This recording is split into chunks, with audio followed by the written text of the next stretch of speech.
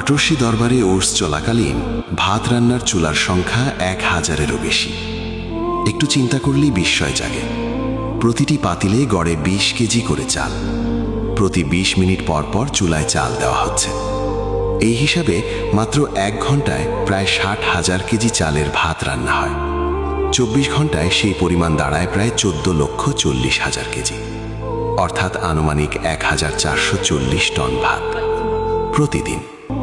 4 দিনে প্রায় 5700 টনের কাছাকাছি চালের ভাত অগণিত ক্ষুধাতালাসী মেহমানের খেদমতে প্রস্তুত হয়, কোনো প্রচার ছাড়া, কোনো দাবি ছাড়া, নিঃশব্দ ইখলাসে।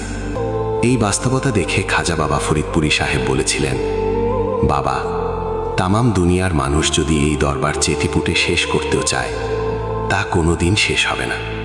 কারণ এই দরবার মানুষ নয়, খোদা আল্লাহ তাআলাই পরিচালনা করেন। এটা শুধু সংখ্যা নয়, এটা আল্লাহর দান, বরকত আর খেদমতের জীবন্ত সাক্ষ্য।